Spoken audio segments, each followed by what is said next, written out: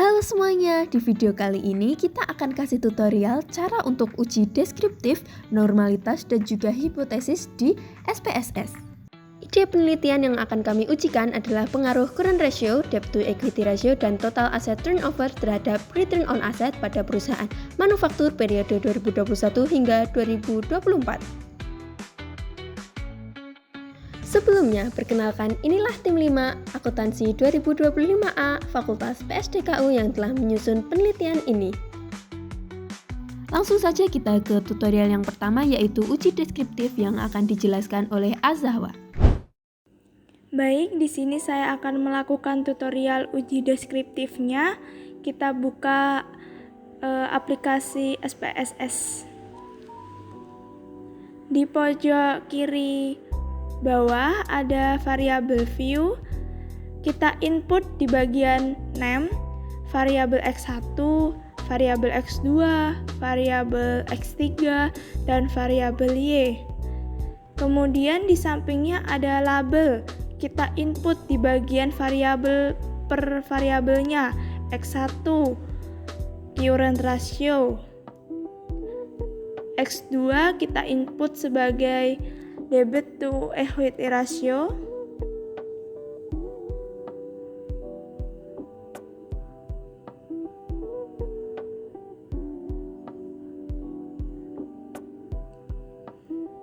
X3 kita input sebagai total assets turnover.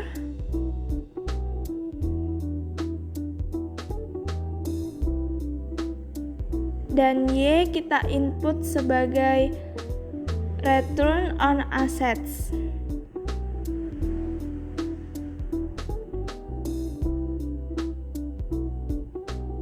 Setelah itu kita kembali ke data view. Nah, itu di atasnya sudah ada masing-masing variabel X1, X2, dan X3 serta variabel Y.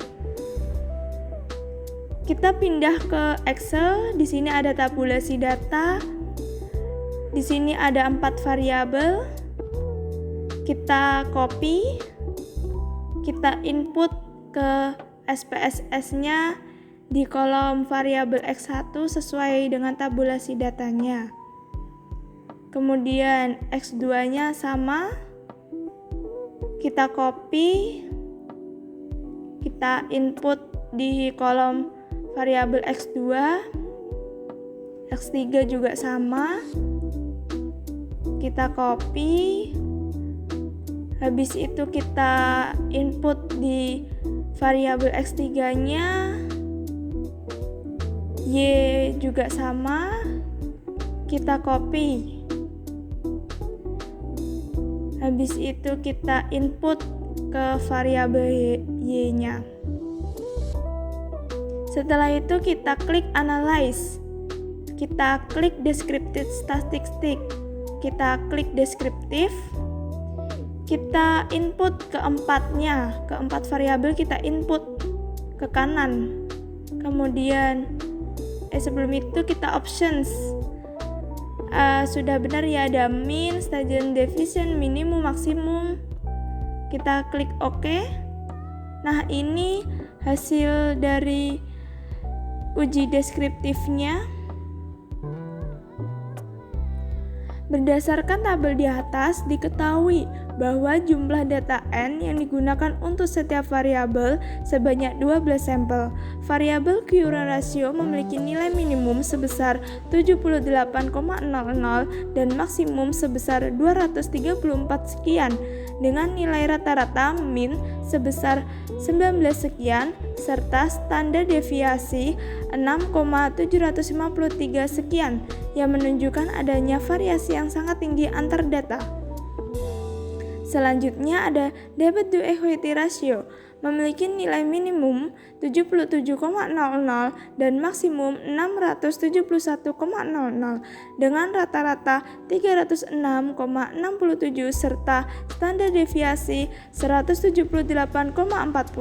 Hal ini menandakan terdapat perbedaan yang cukup besar dalam struktur permodalan antar perusahaan.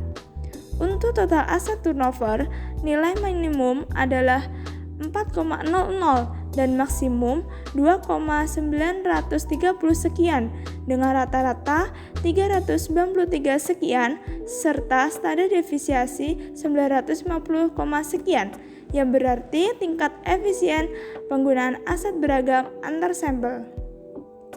Sedangkan return on assets memiliki nilai minimum 3,00 dan maksimum 179,00 dengan rata-rata 28,92 dan standar deviasi 48,58 menandakan adanya variasi tingkat profitabilitas perusahaan dalam sampel. Secara keseluruhan, hasil statistik deskriptif ini menunjukkan bahwa setiap variabel memiliki tingkat penyebaran data yang cukup tinggi, sehingga terdapat perbedaan signifikan antara satu perusahaan lainnya dalam hal likuiditas, struktur modal, efisien aset, dan profitabilitas. Baik, selanjutnya saya Zahra akan menjelaskan uji normalitas. Pertama, kita import dulu tabulasi data yang kita punya. Kita pilih file of type, kita pilih Excel, dan kita cari tabulasi data kita. Kita klik, open, kita tunggu, lalu akan muncul seperti ini. Ini kita koreksi apakah sheetnya sudah benar. Jika sudah benar, pencet OK. Kita tunggu. Nah, tabulasi data kita sudah masuk di SPSS. Bisa dilihat tabulasi data kita ada nama perusahaan, tahun, debt to equity, total asset turnover, current ratio, dan return on asset. Kita pencet variable view dan kita ganti agar bisa terbaca nanti. Kita pencet string karena nomor tidak diperlukan. Lalu untuk current ratio kita ganti menjadi numerik karena ini yang akan kita ujikan. Lakukan juga kepada debt to equity, total asset turnover, dan juga tahun. Kita bikin string. Oke. Kita kembali ke data view. Lalu kita pencet analyze dan pilih regression linear. Lalu di sini kita masukkan variabel dependent dan independent kita.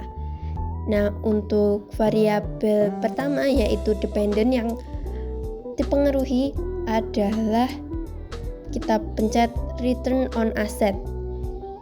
Kita pindah ke kanan. Lalu untuk independennya current ratio, debt to equity, dan total asset. Jika sudah semuanya, kita pencet statistik. Nah, di sini kita cek untuk centangnya, kita centang Durbin Watson. Ini yang perlu dicentang adalah Durbin Watson, lalu estimate, dan model fit. Jika sudah semua, kita continue. Lalu kita cek plot. Nah, untuk plot di sini kita pencet SRE SID kita ke Y, lalu ZPRE ED kita pencet ke X. Kita pencet continue, lalu untuk save kita pencet di residual understanding set.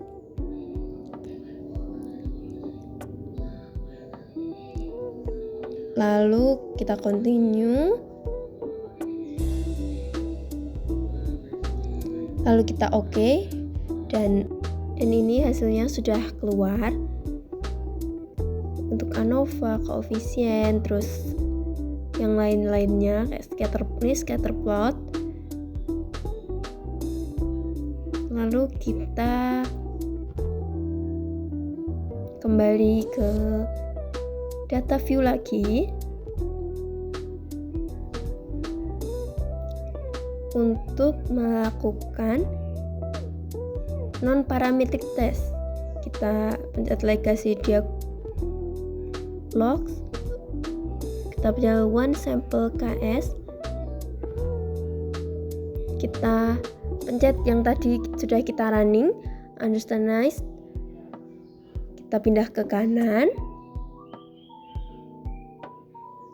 Hanya understand nice ya teman-teman. Lalu kita pindah dari kiri ke kanan, lalu kita oke. Nah, ini untuk NPAR testnya sudah keluar ya hasilnya. Nah, ini mulai dari awal kita jelasin. Pertama, kita lihat tabel variables entered or removed pada bagian ini. Itu terlihat bahwa variabel yang dimasukkan ke dalam model regresi adalah current ratio, debt to equity ratio, dan total asset turnover dengan variabel dependent yaitu return on asset.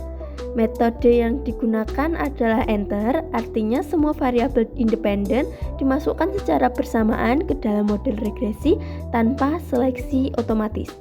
Dengan kata lain, ketiga variabel tersebut diuji secara simultan untuk melihat pengaruhnya terhadap return on asset.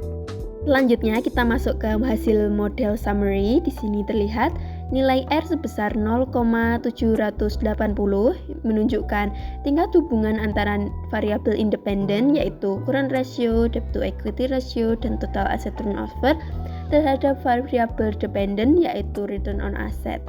Nilai R yang tinggi menandakan hubungan yang cukup kuat.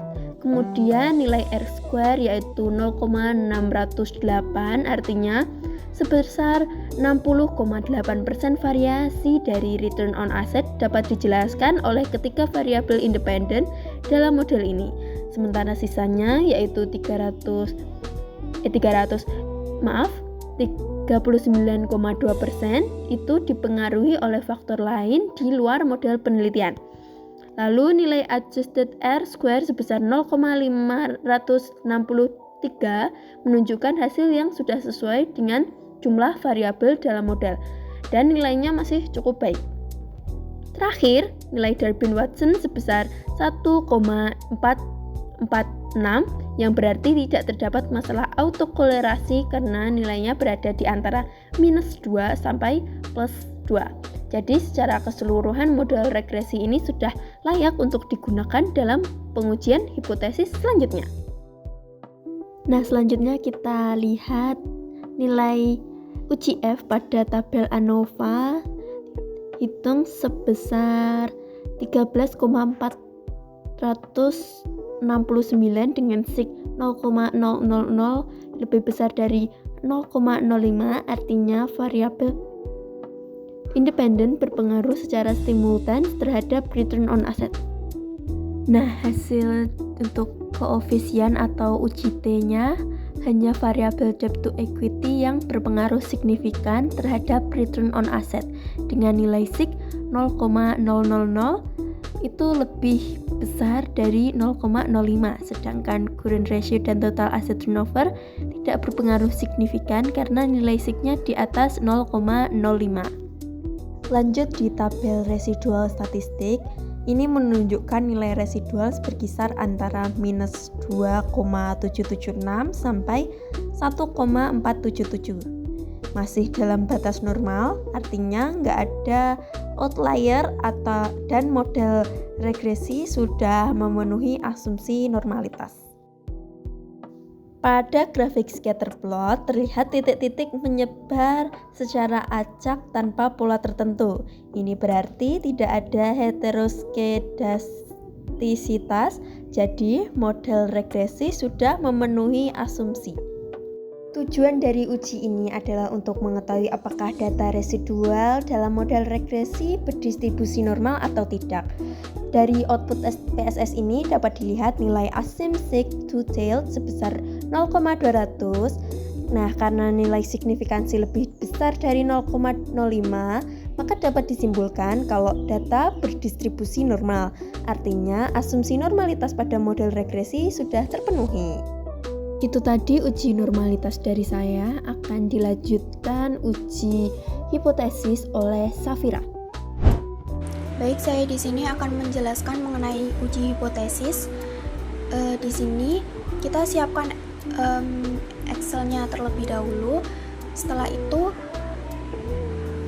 di Excel saya ada jumlah X1, X2, dan X3, kemudian ada Y juga. Kita pindahkan satu persatu. Dimulai dari X1 kita copy paste terlebih dahulu, kemudian kita buka SPSS dan kita paste di SPSS. Kemudian lanjut X2, kita copy terlebih dahulu, lalu kita paste di SPSS.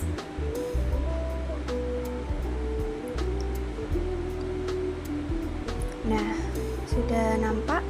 Kemudian lanjut kita copy jumlah X3-nya dari atas sampai bawah. Ya, kita paste di SPSS-nya. Lanjut kita copy yang jumlah Y-nya, kemudian kita pindahkan lagi ke SPSS. Kemudian kita klik variable view yang ada di sebelah data view, kemudian kita ganti namanya menjadi variabel X1, X2, X3, dan Y. Kemudian labelnya kita juga ganti menjadi X1 ini berupa current ratio. Kita copy terlebih dahulu dari Excel, kemudian kita paste di SPSS. Lanjut kita copy debt equity to ratio, kemudian kita paste kembali di bawahnya current ratio. Lanjut X3 total asset turnover. Dikarenakan tidak bisa di copy, maka akan saya tulis atau ketik langsung total asset turnover seperti ini. Lalu return on asset kita ketik aja. Sudah, semua datanya sudah kita perbaiki ya. Klik data view. Oke, di sini sudah terganti ya, X1, X2, X3, dan Y. Oke, sekarang kita klik analyze, kemudian kita cari regression. Di regression klik linear, kita masukkan satu-satu variabel independen yaitu current ratio, debt equity to ratio, dan total asset turnover, dan dependennya return on asset. Klik OK. Selesai. Ini hasil dari data uji hipotesisnya.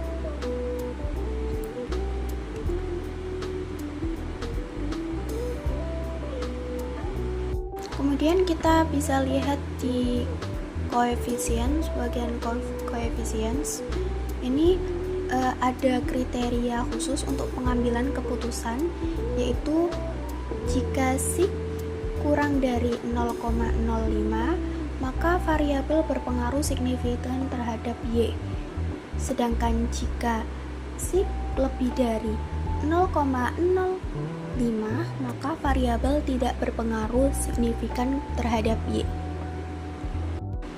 Di sini terlihat current ratio berpengaruh positif dan signifikan terhadap return on asset atau ROA karena nilai sig-nya 0,002 kurang dari 0,05 dan koefisien B 0,079. Artinya semakin tinggi rasio likuiditas perusahaan, semakin tinggi pula kemampuan perusahaan menghasilkan laba. Yang kedua, kita dapat melihat di bagian debt to equity ratio atau X2 memiliki sig 0,314 yang lebih dari 0,05 dan B sama dengan 0,050 berarti tidak berpengaruh signifikan terhadap ROA. Artinya, perbandingan utang dan modal belum mampu menjelaskan perubahan profitabilitas secara nyata. Yang ketiga ada total asset turnover. Di bagian variabel X3 ya, memiliki nilai SIG 0,661 di mana lebih dari 0,05 dan B sama dengan 0,001 sehingga juga tidak berpengaruh signifikan terhadap ROA. Artinya, tingkat perputaran aset tidak cukup besar untuk meningkatkan profitabilitas perusahaan dalam periode penelitian ini. Kemudian kita dapat lihat di ANOVA ya. Di ANOVA ini diperoleh nilai F-nya yaitu 9,760, signifikansinya 0,005. Kemudian F tabel pada draft signifikan 0,05.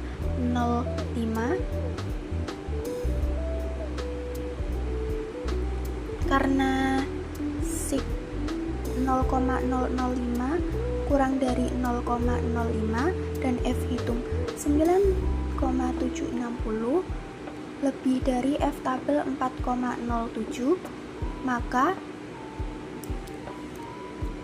HU ditolak dan HI diterima. Artinya secara stimulan, variabel current ratio X1, debt to equity ratio X2, dan total asset turnover atau X3 berpengaruh signifikan terhadap return on asset atau Y.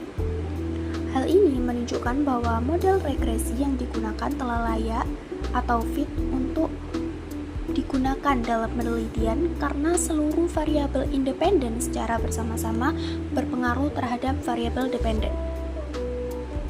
Kemudian kita lihat model summary-nya. Berdasarkan tabel model summary, nilai R2-nya ini 0,785. Sedangkan nilai adjusted R2 ini 0,705. Artinya 78,5% variabel return on asset atau Y dapat dijelaskan oleh variabel current ratio, debt to equity ratio, dan total asset turnover, sehingga 21,5% sisanya dijelaskan oleh faktor lain yang tidak dimasukkan dalam model, misalnya faktor eksternal, efisiensi operasional, atau kebijakan manajemen. Itu tadi uji deskriptif, normalitas, dan juga hipotesis dari kami. Terima kasih sudah menonton.